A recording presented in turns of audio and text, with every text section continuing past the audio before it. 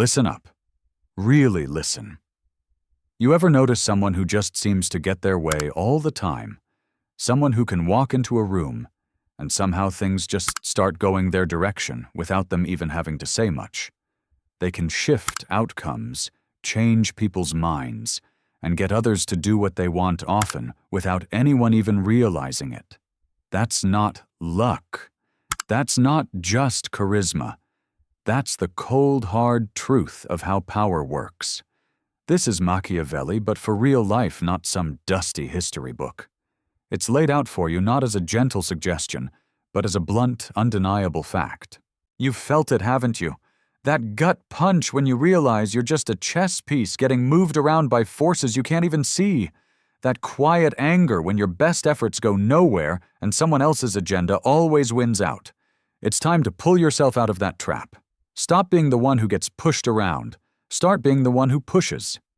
This isn't about being liked. This is about getting results. It's about looking at how people really operate and then using that knowledge. Today we're cutting through all the nice guy talk. We're not talking about influence like some soft, touchy-feely seminar.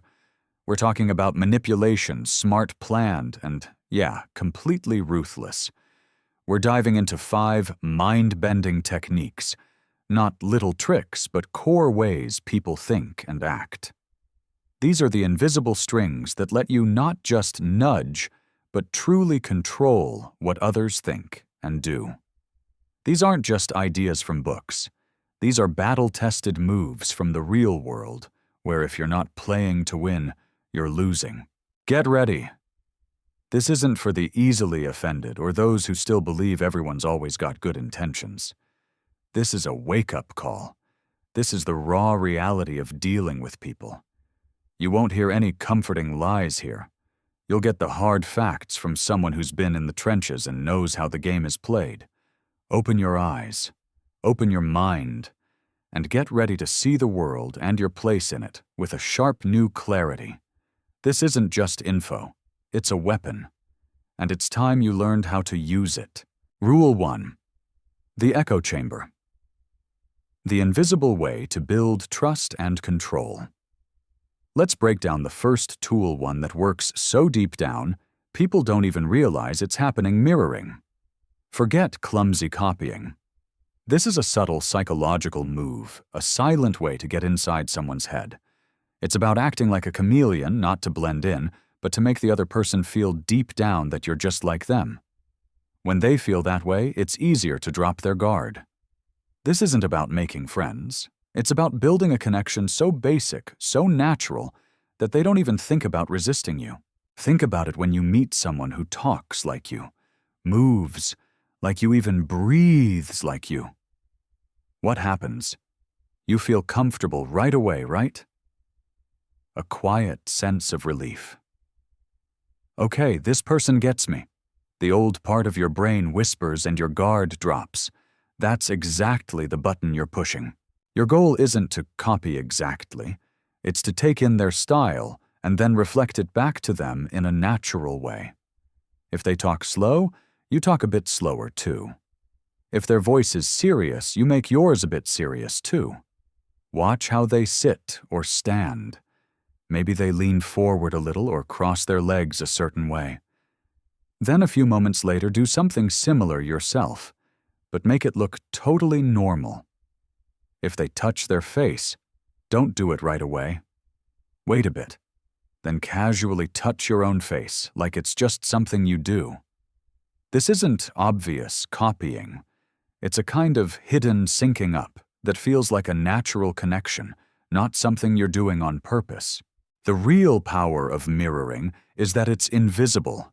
It's a silent signal that screams without words, "I'm safe, I get you, we're on the same page." When this happens, their natural defenses, the walls they put up against new ideas, start to come down. Their logical mind, which usually tries to find holes in arguments, gets bypassed. You're not trying to talk them into anything. You're slipping past their defenses with a feeling of familiarity. Imagine you're in a big meeting, and the person you're talking to is tense, arms crossed, clearly not open. Someone who doesn't know this trick would just keep pushing their point with facts and get nowhere. But a master, they'd start by subtly taking a similar closed-off posture, maybe loosely cross their own arms or keep their movements contained. Once that silent agreement is made, once the other person's gut feeling says, "This person is like me, they're not a threat," that's your moment. Slowly, without them noticing, you start to change your own posture. You uncross your arms. You open up your body language. You soften your voice. More often than not, their subconscious will follow your lead. Their body will relax. Their voice will relax. You didn't convince them with words. You guided them step by silent, sneaky step out of their defensive shell and into a state where they're ready to listen. This isn't about making real friends. It's about making them think you're friends, creating a temporary link for one clear goal control. Mirroring breaks down resistance before it even starts turning a potential opponent into someone who trusts you without knowing why. It's the first incredibly effective step in building an invisible web of influence, where your ideas don't just get heard, they get accepted, not just suggested, but taken in as their own. Never forget how powerful it is to be a reflection, not to show them who they truly are, but to show them who they believe you to be, until you can gently, without them ever catching on, bend that reflection to your own will, and with it, their reality. Practice and application. This skill needs finesse. Don't overdo it. Start by observing. Practice 1. When talking to someone, pay attention to their speaking speed. Try to match your pace, not by copying, but by getting into a similar rhythm. Practice 2. Watch people you know who have strong body language. Try mirroring a small, subtle gesture they make, e.g., how they place their hands on a table, how they tilt their head when listening. Just a little bit. Practice 3. Watch interviews with politicians or leaders. Can you spot them using this technique? Who does it best? Watch this section many times. Each time you watch, try to spot mirroring in your own daily interactions and those of others. The more you practice, the better you'll get at pulling this invisible string. Rule 2. The narrative weave. How to build your own reality and make others live in it. Now let's talk about something so powerful it shapes our entire world: storytelling. Forget those boring presentations with too many slides. Humans from birth are drawn to stories. Our brains are hardwired for them. Facts might inform, but stories transform everything. They don't just give out information. They plant emotions, guide thinking, and push people to act without you ever having to say it directly. Think about the most effective leaders throughout history, from ancient kings to today's business giants.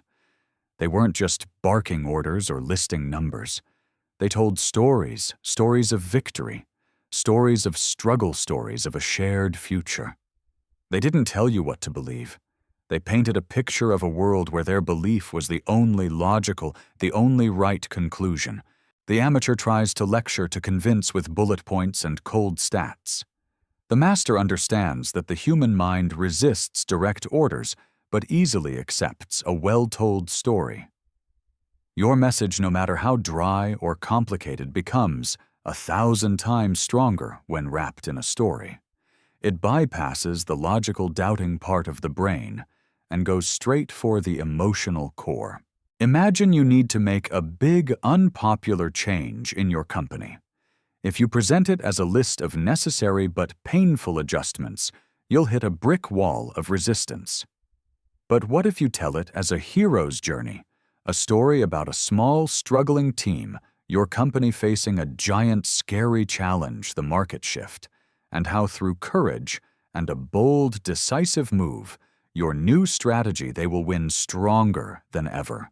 You're not just selling a plan, you're selling a shared epic.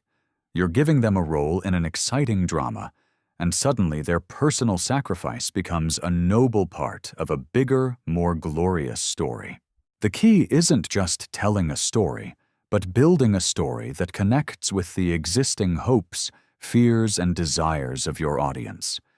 Understand the stories they already tell themselves about their world, their struggles, what they want. Then carefully build your message so it fits perfectly into that framework, maybe even offering a new, more empowering chapter to their own life's story. Use vivid images stir up strong emotions. Don't just describe a problem. Paint a picture of the disaster coming if your solution isn't taken. Don't just list a benefit. Describe the amazing future that awaits if they follow your path. Make them feel the stakes, the urgency, the certainty of your desired outcome. A truly effective story is like a Trojan horse. It gets inside the mind's fortress disguised as entertainment, as a shared experience, as empathy. But hidden inside are your ideas, your commands, your desired results ready to be let loose once the guard is down. This is how big ideas start, how movements catch fire, and how individual wills are bent without a single direct order. The most dangerous chains are often the ones we willingly put on ourselves, believing them to be wings. Your job is to provide the raw material for those chains dressed up as a soaring tail. Practice and application. To master this skill, start by listening.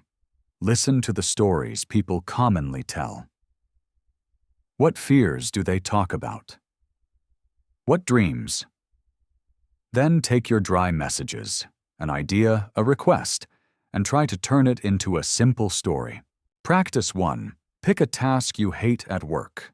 Instead of saying, "I have to do X," tell a short story. "I've got this little monster named X. It keeps hiding in the corner and I need to tame it so the whole team can move forward." Practice 2. When you want to convince someone, don't give reasons. Tell a story about someone, maybe you or an imaginary person, who was in a similar situation and succeeded or failed because of a certain decision. Practice 3. Watch speeches by great leaders, e.g. Steve Jobs, Obama. How do they tell stories? Analyze their story structure. Watch this section many times. Each time you watch, try to see the invisible threads the story is weaving. Try applying it in your everyday conversations. You'll see its power. Rule 3. The phantom hand. Using the principle of scarcity. All right, let's talk about one of the deepest psychological truths. Humans just can't shake the principle of scarcity. This isn't some cheap sales trick. This is an ironclad rule about how we value things. When something is seen as limited, exclusive, or at risk of disappearing, its perceived value in our mind skyrockets.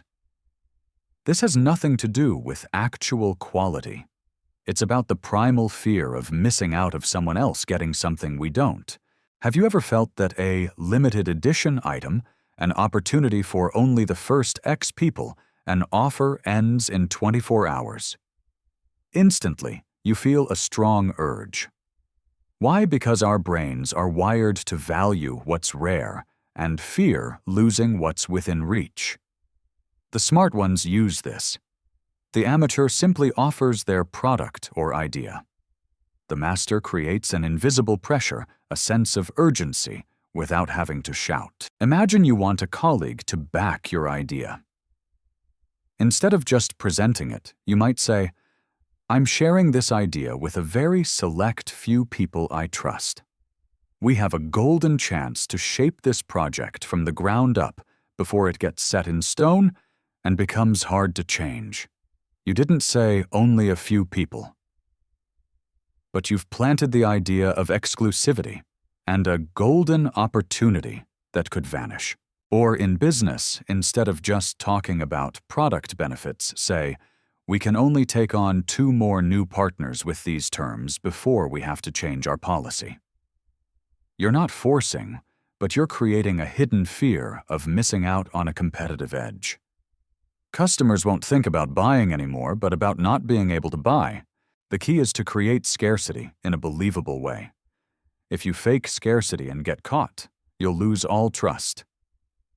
The scarcity must have a reason, whether it's time quantity or exclusive information. Only a handful of people know about this plan. This chance won't be here after the weekend. This is a confidential document. I can only share it with you for a limited time. This principle taps into a sensitive nerve in human psychology. We hate losing more than we love gaining. When you create a sense of scarcity, you're not just pushing action. You're triggering the fear of missing out, the fear of being left out of something valuable. It's a powerful lever to get people to act without you having to push hard. Cast a shadow of shortage, and you'll see people scramble to get what you're holding. Practice and application. This technique requires subtlety to avoid being a scam. Practice 1. When you want someone to quickly respond to an email or document, instead of saying, "Check this out," add a line like, "I need your feedback by specific time so we can get this idea into the next phase." The window to influence it is closing. Practice 2. In a conversation, when sharing important information, say, "I don't usually share this often, but I trust you'll see its value." This increases the perceived value of the information. Practice 3. Observe marketing campaigns. Which messages about limited time or limited quantity make you feel like you need to act? Analyze how they create scarcity without feeling fake. Watch this section many times. Each time you watch, think about how you can create a sense of scarcity in different situations. You'll be surprised how strongly people react to the fear of missing out. Rule 4. The interrogator's gambit, using questions to extract and direct. Now let's talk about one of the most powerful tools in a manipulator's arsenal, one often overlooked by the inexperienced: the power of questions. Most people use questions to get information. The smart ones use questions to plant seeds, to steer thinking, to get others to come to the conclusion you want them to reach, making them believe it was their own idea. These aren't simple yes or no questions.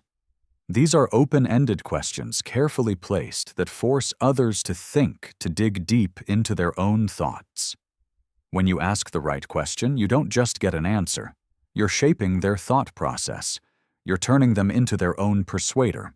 Think about a situation where you need someone to change their mind about a project. A normal person would try to argue, give reasons, or convince with data. That usually gets met with resistance. But a master would ask, "In your opinion, what could happen if we continue down the current path without making any changes? Or, assuming everything goes exactly as you hope, what resources would we need that we currently don't have?" You're not saying their idea is wrong. You're simply asking a question that makes them visualize potential problems, difficulties. Their brain will automatically start searching for answers, and in doing so, they might discover weaknesses in their own arguments or strengths in your idea that you didn't even need to point out. Another example: you want your boss to approve a big expense. Instead of saying, "We need X amount of money for Y," ask, "From your perspective, how can we best optimize this outcome while still ensuring we hit the company's Z goal?" Or, "What do you see as the biggest risks if we don't invest here now?" These questions not only get them thinking about the benefits, but also force them to confront the consequences of not doing what you want, but in a way they figure out themselves. The key is to ask questions that don't have easy answers. They must force the listener to think critically, to consider aspects they might not have thought about before. And when they come to a conclusion on their own, that conclusion will stick in their mind more than any persuasion from you. You're not the one giving the idea. You're just the one who sparked it. This technique is especially useful when you want to avoid a direct confrontation. Instead of arguing, just ask.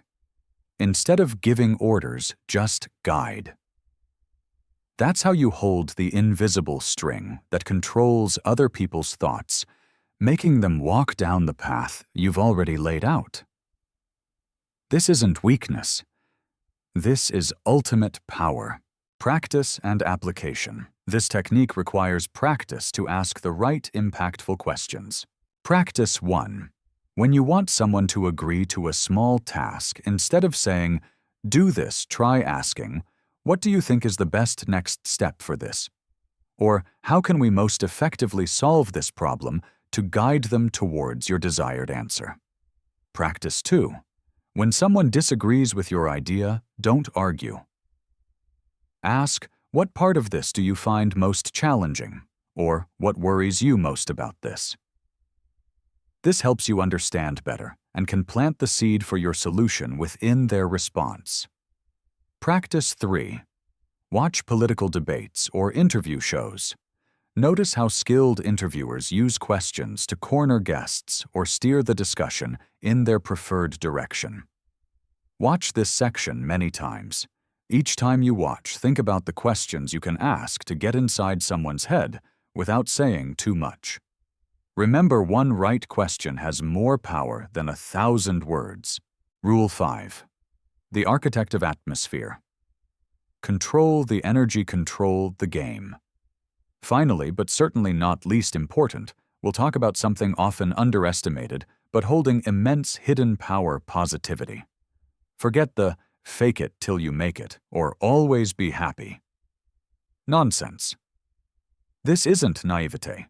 This is a cold, calculated strategy to control the room's vibe, to control the emotions of those around you, and ultimately to control their reactions.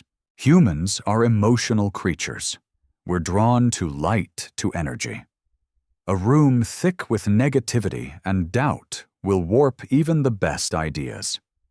Conversely, an atmosphere brimming with confidence and optimism, even if only on the surface, will open the door for acceptance and action. The weak let their emotions be dictated by circumstances. The master actively creates circumstances by controlling their own emotions and spreading them. Think about it when you walk into a meeting with an air of absolute confidence. No matter how anxious you are, inside what happens? Your body language, your voice, your calm demeanor. All transmit a powerful signal. Others will unconsciously start to feel more at ease, more open, and more trusting. When you maintain an optimistic outlook in the face of a huge challenge, you're not just reassuring yourself. You're becoming a solid anchor for those around you. They will look to you, feel that composure, and adjust their own state to match yours. This isn't about being fake. This is about deliberate calibration. You're turning yourself into a lighthouse, illuminating the path you want others to follow. When you consistently project confidence and positivity, even when things are falling apart, you're building a strong wall against panic and doubt. People will seek you out because you're the only stable source of energy in a turbulent world. For example, when a major project hits a snag, the amateur will complain, blame, or show despair. That will kill team morale. The master. They'll frankly acknowledge the problem, but immediately shift to a positive, solution-oriented mindset. All right, this is a big challenge, but we've overcome much worse. I believe we can solve this. Let's find a way together. They don't deny reality, but they shape the group's emotional response. They're controlling the atmosphere, making everyone focus on solutions, not just problems. The key is consistency. You have to maintain this mindset not just when things are good, but when they're toughest. When you can do that, you become the emotional controller of the group. You'll be the only one who can stay calm in the storm, and because of that, you'll be the only one who can make sound decisions. This is how you don't just gain power, but solidify it by becoming the unshakable one, the one everyone turns to when chaos erupts. Practice and application. This technique demands emotional self-control. Practice 1. First thing in the morning before meeting anyone, decide what energy you want to project, e.g., confident, calm, enthusiastic.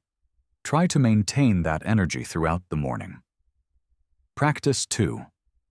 When someone complains or expresses negativity to you, instead of joining in, try listening and then gently steer the conversation toward a solution or a more positive aspect.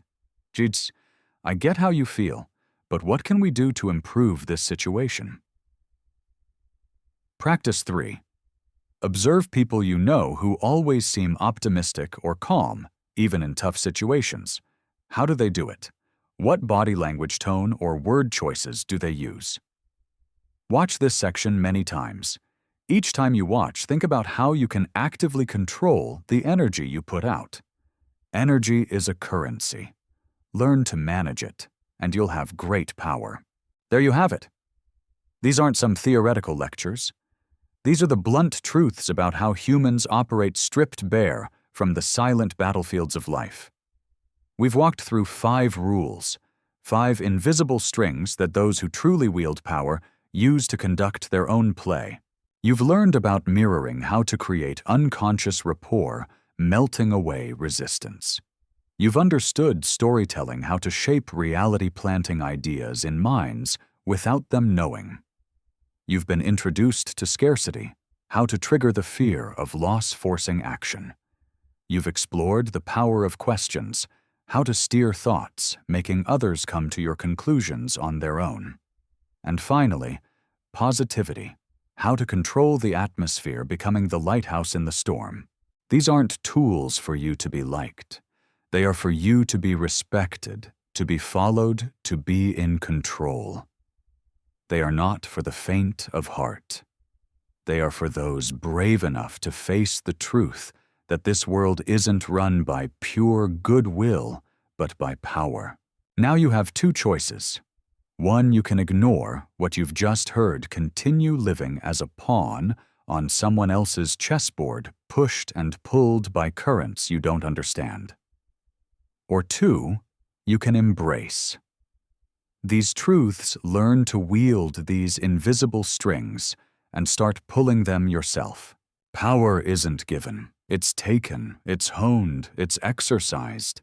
Watch this video again and again. Each time, focus on one rule. Try applying it in a small situation in your daily life. Don't just listen. Practice. When you start seeing the results, you'll realize the game has always been there. The difference is, from now on, you'll be the one playing it. What will you do with this knowledge? The choice is yours.